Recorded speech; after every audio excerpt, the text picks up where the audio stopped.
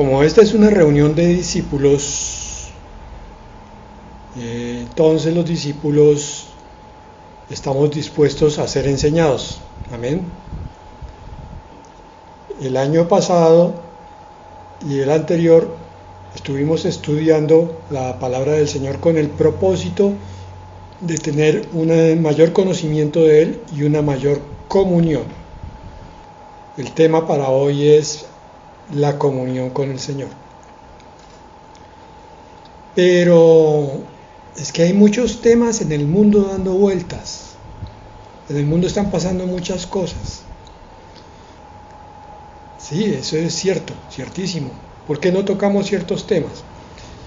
Porque cuando el Señor Jesucristo llegó a este planeta en su primera venida, un malestar que se presentó entre los judíos en esa primera venida es que el Señor parecía desentendido de los problemas políticos que rodeaban la sociedad judía. Él siempre estaba enseñando aspectos importantes del reino. Por eso, aunque hoy el mundo esté plagado de problemas, nosotros continuamos hablando más bien de las cosas del cielo, tal como el Señor, porque entre más discípulos seamos, más adiestrados estemos en las cosas del reino, mejor vamos a poder enfrentar nuestras dificultades personales, congregacionales y del mundo creyente. Resulta que el Señor, que iba a ser crucificado por un aspecto político y espiritual, no se refirió para nada a la razón por la que iba a ir a la cruz, sino que, estando rodeado de sus discípulos, les dio magníficas enseñanzas, que es lo que se conoce con el discurso del aposento alto. Y esto fue lo que dijo antes de ser crucificado. En Juan 15:4: permanezcan en mí y yo en ustedes. Como la rama no puede llevar fruto por sí sola si no permanece en la vid, tampoco ustedes si no permanecen en mí. Bueno, entonces, la palabra central de este versículo es permanezcan. Algo que permanece unido es algo que está en comunión. Comunión es entonces permanecer, mantenerse y persistir. Con las crisis que estamos viendo alrededor del mundo, descubrimos que la motivación de todo eso es de tal manera agobiar y cansar al creyente que termine apartándose, enfriándose. Pero el creyente maduro, el creyente discípulo, entiende que esa es una estrategia de Satanás y que por tanto hay que ponerle la contra, que es permanecer en comunión. No de cualquier manera, porque aquí dice claramente el Señor: la rama no puede dar fruto por sí sola, el pámpano, la vid. Ustedes tampoco pueden si están apartados de aquello que los nutre, de aquello que los llena, lo que les da vida, que es la vid. El fruto que ustedes pueden dar es la vida transformada, por un lado, y por otro la vida productiva que glorifica a Dios. Repito, el fruto es la vida transformada, es la vida de la criatura nueva, es la vida que ha dejado atrás todos los comportamientos, o la mayoría de los comportamientos de la carne. Ya no se guía por pensamientos, por emociones, por sentimientos, sino que se guía por la fe. Esa es una vida transformada y es productiva, porque esa fe va a llenar de frutos para ponerse a la orden en el servicio de Dios, de forma tal que el ser transformado se convierta en instrumento del derramamiento de la gloria y de la gracia de Dios en este mundo.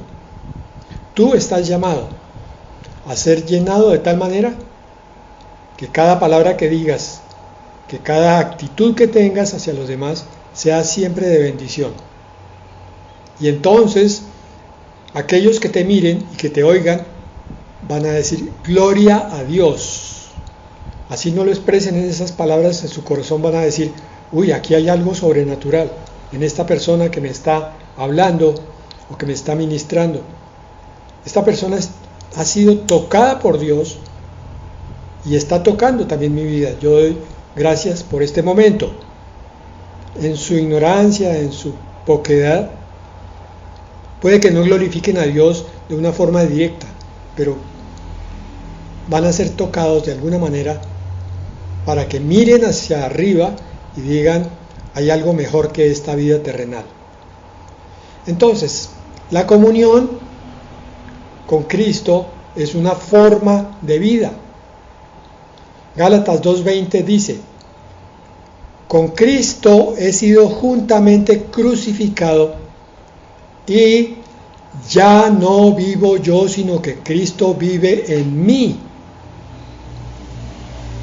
Esa porción de la palabra nos dice que es como si yo dejara de vivir mi vida, suprimiera mi vida, anulara mi vida, por tanto mis formas de pensar, mis formas de sentir, y dejara que alguien más que está en mi corazón, que está controlando mi vida, sea el que se exprese en pensamientos, en sentimientos y aún en emociones, pero celestiales, ya no carnales. Ya no vivo yo, sino que Cristo vive en mí. Esta es la marca del cristiano maduro, discípulo y transformado. No es un cristiano que llega a una iglesia, abre una Biblia, dice amén, aleluya, y ustedes saben lo que viene a continuación cuando digo esto, ¿no? Vive su vida como un profano. Por eso continúa esta palabra, lo que ahora vivo en la carne, lo vivo por la fe en el Hijo de Dios, quien me amó y se entregó a sí mismo. Es decir, ya no vivo yo, sino que otro vive en mí. Esto es como la primera vez que yo traté de entender esto, tuve una visión un poco dura, porque entendí con esta palabra que esto es exactamente la contrapartida de la posesión demoníaca. En la posesión demoníaca, un demonio vive en esa persona y lo controla.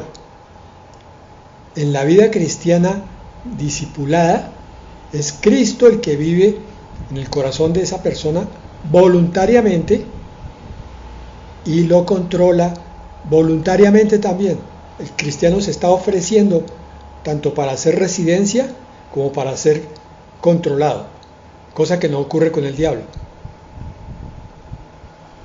Entonces, el cristiano así en esas condiciones dice, me he negado a mis caprichos, he subido a la cruz, he muerto a mi ego, porque tengo otra vida dentro de mí, la vida de mi Creador, que es ahora mi Salvador. Entonces lo que ahora veo y siento, lo entrego a la fe. Por eso dice, lo que ahora vivo en la carne, lo vivo por la fe en el Hijo de Dios. Lo que ahora veo, cuando descubro que el pensamiento es carnal, o lo que siento cuando sé que también ese sentimiento es del mundo, entonces lo entrego por fe. Señor, toma el control de esto, para que viva Cristo en mí y a través de mí. Se exprese Él, como si yo fuera una... ¿Qué otro ejemplo podemos poner? Estos de los exoesqueletos, que hasta hace poco eran de ciencia ficción. Un soldado se metía dentro de una máquina a la que controlaba y caminaba dentro de ella y movía los brazos y se defendía, siendo él el cerebro de la máquina reproducía sus actitudes, sus pensamientos y terminaba ejecutando acciones. Aquí ocurriría eso.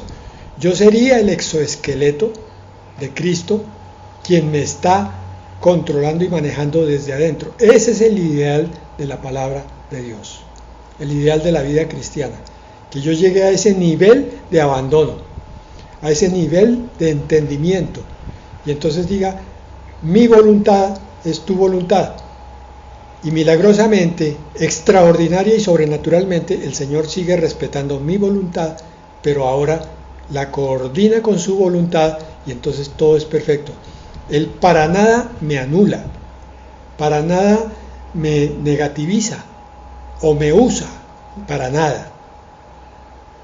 Él valora lo que yo soy, porque Él me creó a mí y me sigue usando con mis particularidades, con mi carácter, con mi temperamento, que me distingue de todos los demás, pero me usa para bendición. Primera de Juan 2:6 dice, el que dice que permanece en Él, debe andar como Él anduvo.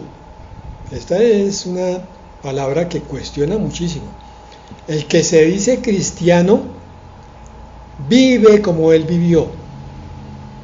Aquí no dice por ninguna parte que el que se dice cristiano entra a una iglesia.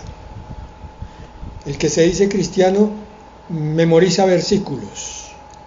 Dice que debe andar como Él anduvo, que vive como Él vivió. No es que como Cristo ya sufrió, entonces yo puedo gozar de deleites, que es lo que me han predicado en algunas partes. Ah, no, el Señor subió a la cruz para que usted sea feliz, para que todo sea victoria, para que usted sea productivo, próspero en todo, exitoso. No. Debo andar como Él anduvo. Habrá momentos de mucho sufrimiento.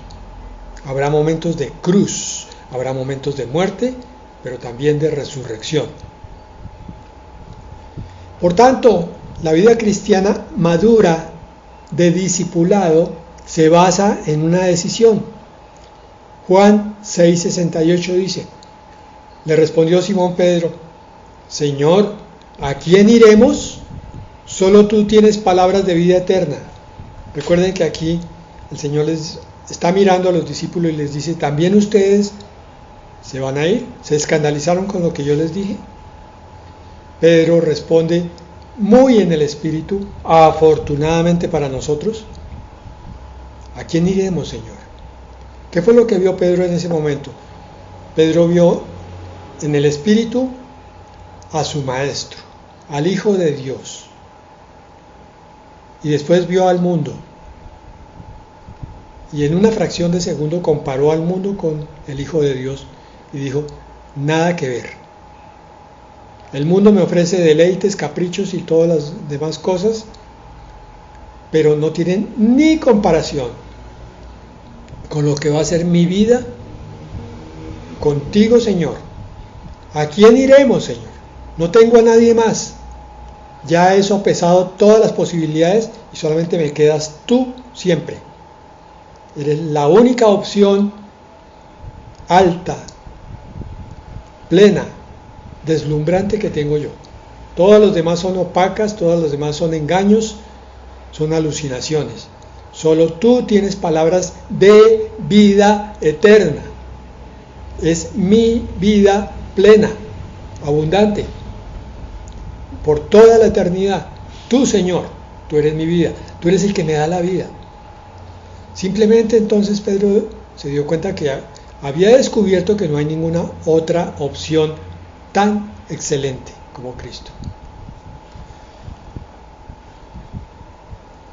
Juan 8:31 nos muestra una característica del discípulo. Nosotros que hablamos tanto de discipulado, vamos a ver qué nos dice Juan 8:31. Dice, por tanto, Jesús decía a los judíos que habían creído en Él, si ustedes permanecen en mi palabra, serán verdaderamente mis discípulos. Discípulo no es solo el que oye. es aquel que medita, decide, vive y se mantiene en lo que ha aprendido, porque el Señor dijo: si ustedes permanecen en mi palabra, medita, decide, vive y se mantiene en lo que ha aprendido. Ser discípulo es mucho más que entrar a un salón de clases y sentarse en un pupitre. Ustedes saben, por experiencia propia, que en los salones de clase existen multitud de alumnos. Todos entran, todos se sientan, todos abren un libro, pero no todos pasan el año, aprueban la materia. De hecho, un gran porcentaje andan en la mediocridad y otro porcentaje importante son malos estudiantes. Los buenos estudiantes suelen ser los menos, como siempre, el remanente. Aquí pasa lo mismo. Pueden ir ustedes a los salones de clase que están en la iglesia tal, a la derecha, o en la iglesia tal, a la izquierda, y los ven como alumnos, pero no son verdaderos discípulos. Alumnos como si hubieran pagado una matrícula y tuvieran que estar allí por obligación, pero no por corazón. Entonces el verdadero discipulado tiene resultados muy diferentes a los de aquel que solamente oye, pero no medita, no decide, no vive y no se mantiene en esa palabra que dice aquí: permanecen en mi palabra. ¿Cuáles resultados? Lucas 8:15 dice: pero en cuanto a la parte que cayó en buena tierra, estos son los que, al oír con corazón bueno y recto, retienen la palabra oída y llevan fruto con perseverancia. Fruto mantenido.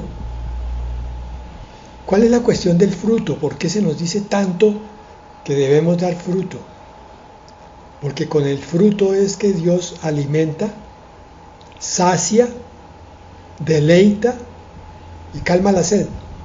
Hagan de cuenta ustedes a un peregrino que va por el desierto a sol pleno, está deshidratado, está lleno de ampollas por el calor, desea descansar pero no se puede detener porque está a pleno sol, y de pronto encuentra un árbol y, oh sorpresa, no es cualquier árbol porque tiene fruto, y ese fruto le va a dar lo que necesita. Hace días que no ha comido, hace horas que no ha bebido, y en el fruto encuentra todo eso que necesita, calma su sed, calma su hambre, y se sacia, se llena, se deleita y se acuesta a la sombra del árbol.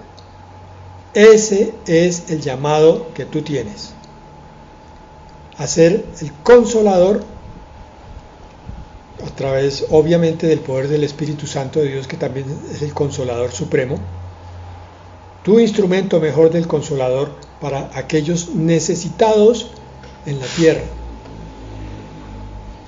El fruto solamente los dan los discípulos perseverantes. Aquello que sale de ti, como se produce el fruto en un árbol, sin esfuerzo, porque simplemente la savia lo está alimentando. Sale el fruto y qué deleite para los que lo comen. Entonces, ¿cómo se logra ese fruto? Vamos a ver. ¿Cómo se logra la comunión con Dios? Colosenses 2:6. Por tanto, de la manera que han recibido a Cristo Jesús el Señor, así anden en Él. La fórmula más sencilla. ¿Cómo recibiste al Señor? ¿Recuerdas? Hace unos años.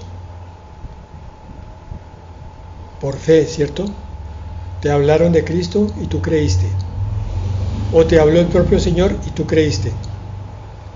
Y no estabas viendo nada con los ojos, no estabas sintiendo nada, quizá con los oídos, de parte sobrenatural. Todo lo que oías eran voces humanas. Y sin embargo, algo se sacudió dentro de ti, te conmovió y te hizo creer. Es el poder misterioso de la fe.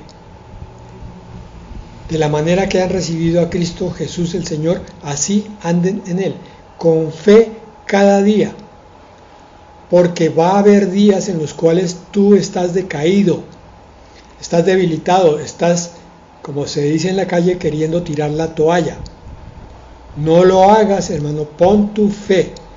Cuando ves cosas, cuando la palabra llega precisa, cuando el predicador parece estar en empatía contigo, pero cuando no ves nada, cuando la predicación aparentemente no te dijo nada, continúa en fe, porque la respuesta está a largo y a mediano plazo.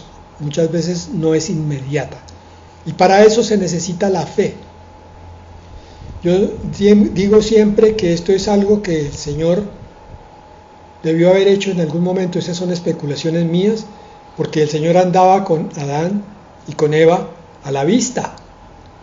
En el paraíso su presencia era sensible, pero cuando ellos dejaron de confiar en Dios y confiaron más en Satanás, entonces se rompió ese vínculo y el Señor dijo, probablemente ahora solamente aquellos que no me vean con sus ojos físicos, pero que abran sus ojos espirituales y confíen en mí y en lo que yo digo, esos serán los que anden conmigo.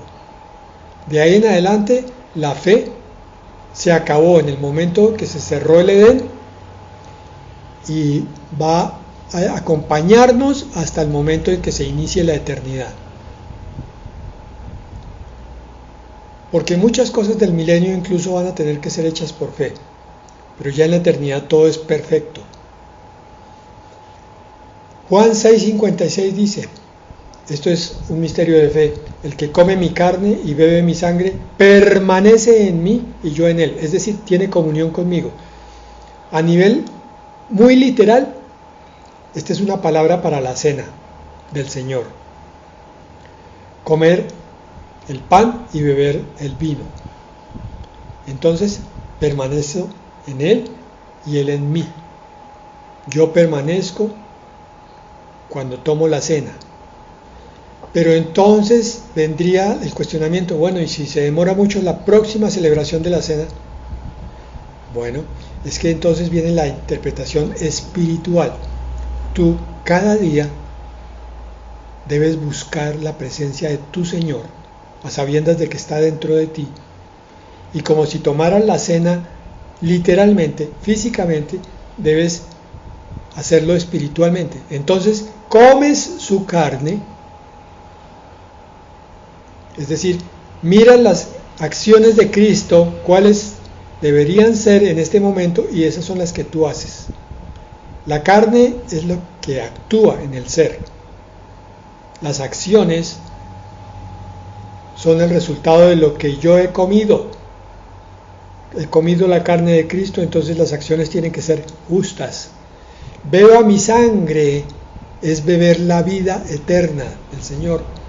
Entonces cada día yo me reúno con mi Señor en oración varias veces, por la mañana, ojalá al mediodía y también por la noche. Y en ese momento de cercanía es que yo empiezo a comer de Cristo, a través de la palabra y a través de la meditación de la palabra, a través de lo que yo le digo a Él y a través de lo que Él me dice a mí. Comer y beber es incorporar o traer desde afuera hasta adentro o hacer propio algo que no era de uno. Por eso dice el Señor, el que come mi carne y bebe mi sangre. ¿No tenía esto? Ahora ya lo tienes. Mi vida, mis acciones y mi vida. Efesios 3:17. Para que Cristo habite en sus corazones por medio de la fe, de modo que, siendo arraigados y fundamentados en amor. Habitar en el corazón es gobernar desde el centro de la vida. Por eso el Señor te pide que por medio de la fe, Él habite en tu corazón. Tu corazón es el centro del cuerpo físico. Es el que reparte vida para todas partes. El que manda la sangre, donde va el oxígeno, el neuma. De modo que cuando tienes la conciencia de Cristo morando en tu corazón, perdónenme hermanos que diga esto, que es lo que les falta a muchos creyentes, porque muchos creyentes van detrás de un pastor pensando que el pastor les va a solucionar su vida espiritual y hasta su vida material, cuando en realidad Cristo debería estar morando en el corazón, pero como no lo han creído, no lo viven, no lo experimentan, entonces no tienen el poder de la vida espiritual, no tienen el gozo de una vida cristiana en comunión con Dios.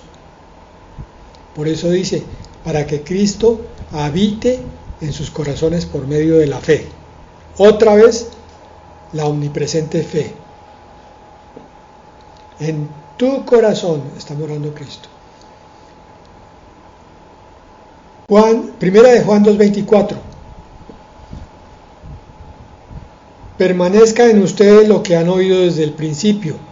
Si permanece en ustedes lo que han oído desde el principio, también ustedes permanecerán en el Hijo y en el Padre. Este verso quiere decir que si tú estás oyendo con oídos atentos y juiciosos y diligentes para recordar más adelante toda esta enseñanza, entonces vas a permanecer en el Hijo y en el Padre. Porque si permaneces en lo que has oído desde el principio, quiere decir en la palabra de Dios que se te enseña. Por eso, cuando no hay pastor, es una buena forma de leer la palabra, leerla en voz alta. Y cuando están en oración y tienen dificultades, los creyentes hacen esto. Toman un versículo y lo leen en voz alta, para que el oído oiga. Y entonces permanezca desde el principio lo que han oído. Primera de Juan 2:27. Y en cuanto a ustedes, la unción que han recibido de Él permanece en ustedes.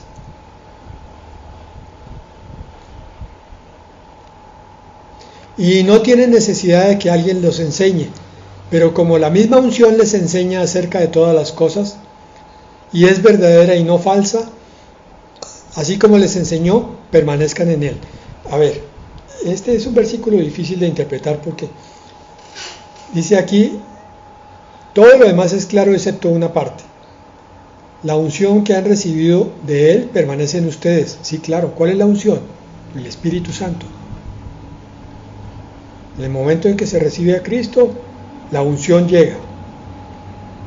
Solo que aquí dice, y no tienen necesidad de que alguien los enseñe. Se fija, pastor, eso quiere decir que yo no tengo necesidad de ir a la iglesia y mucho menos de oírlo a usted en ninguna enseñanza, porque yo tengo el Espíritu Santo y puedo caminar siendo enseñado por Él. Sí, hermano, pero ¿sabes qué? La iglesia tiene el propósito inicial de enseñarte a que hables con el Espíritu Santo para que Él te enseñe. Y vas a ver un fenómeno muy interesante, y es que entre más maduro es un creyente, menos se va a apartar de la congregación. Al contrario, se va a someter más a ella, porque sabe que la congregación es el cuerpo de Cristo y que Cristo se expresa como cabeza a través de su cuerpo.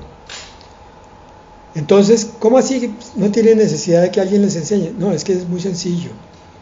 Lo que tú recibes en la palabra que se te predica a través del pastor, lo que tú recibes en la palabra que la Escritura te hace saltar a los ojos, eso es lo que va a serte enseñado por el Espíritu Santo de Dios.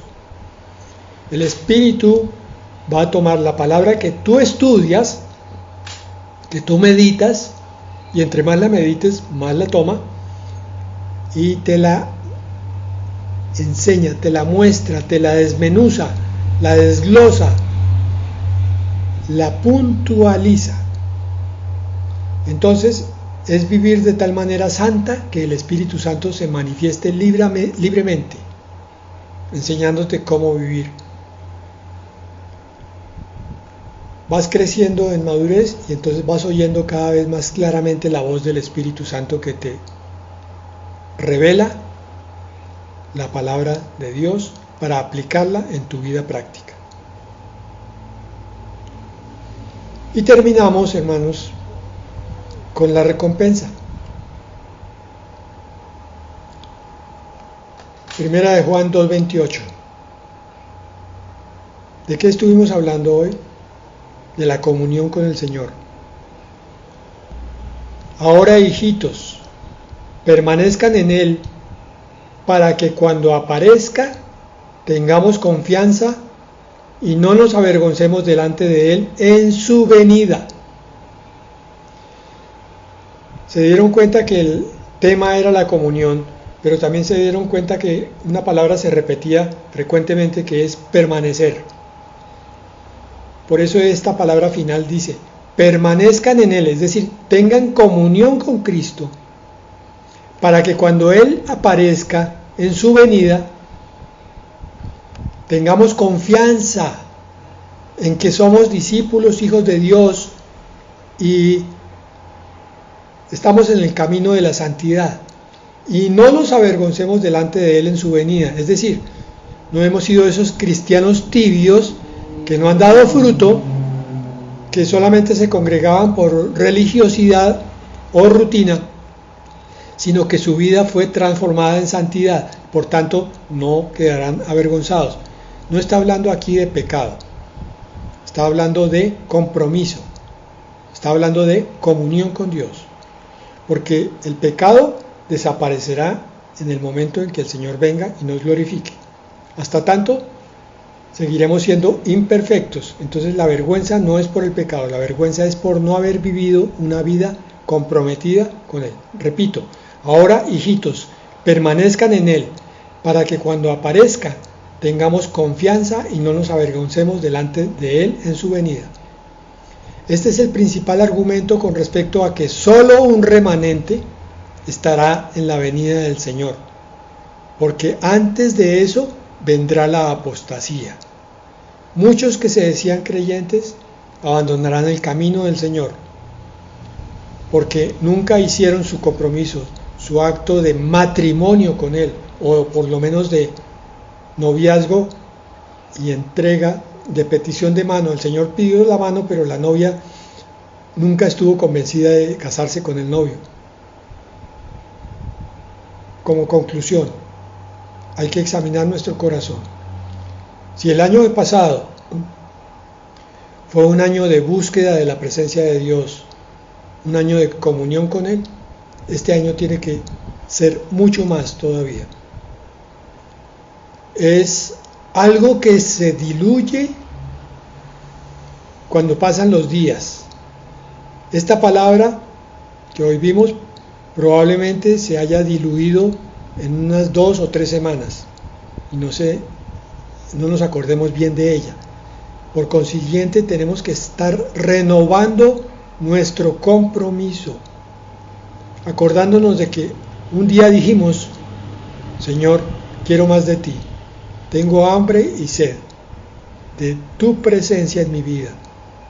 Te siento, Señor, pero quiero mucho más.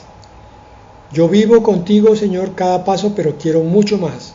Este año que sea el año del Espíritu, el año de la vida en el Espíritu, el año de la presencia viva de mi Cristo junto a mí.